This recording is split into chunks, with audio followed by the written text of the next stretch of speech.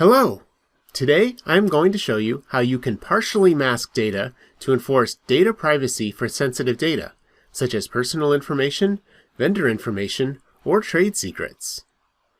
In this demonstration, I will be using NextLabs Data Access Enforcer, or DAE, to partially mask data, which can be used for a broad range of applications and databases. For this example, I will be using SAP. In this tutorial, I am going to specify that specific fields, such as the bank key and bank account number, should be masked for all users who are not authorized to view the data. First, I will show you how this policy is created in the NextLabs Control Center. The NextLabs Control Center is where all of your policies are centrally defined and managed. Let's take a look at our masking policy.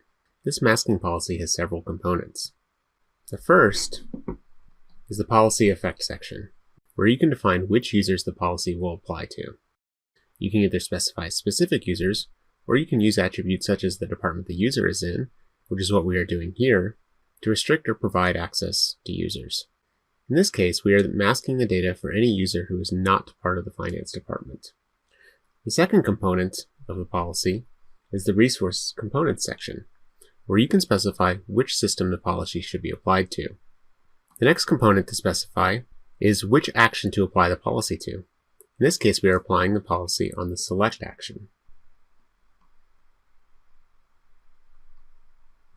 Finally, in the obligation section, here is where we can specify that we want data masking to be applied. We can specify that we want partial mask to be applied, as well as the pattern for how the masked data should appear.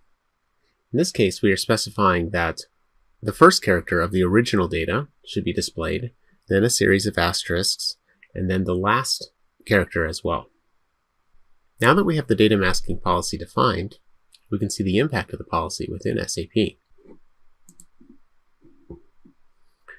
First, we will see that of the two users, one of them is assigned to the finance department and does have access to the bank data, and the other is not and will only see the masked values.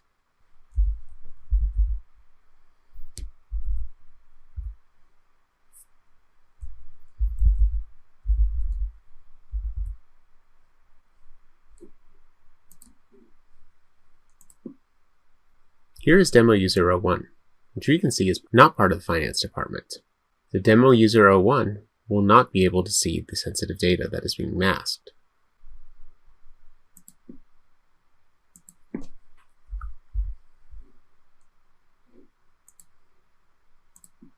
And here is demo user 02, who is part of the finance department and will not have the data masked when they try to access it. Now we are going to open the customer data table. I am logged in as demo user 01, so that the data will be masked for me now. We are going to open the customer data table, K and BK. As you can see, the fields that we specified are masked to this user using partial masking, so the first and last characters of the value of the data are displayed, but the rest of it is obscured by asterisks. You can also view a customer record.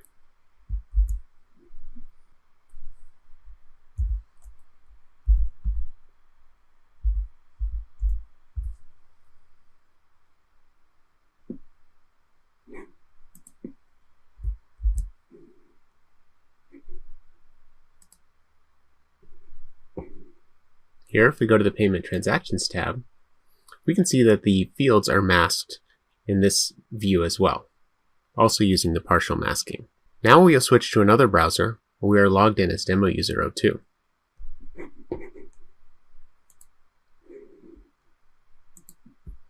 Here, we will again view the customer data table.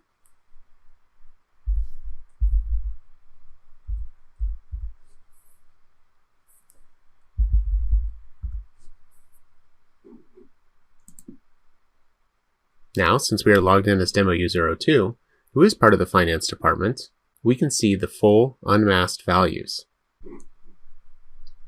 We can also open the customer records and view that as well.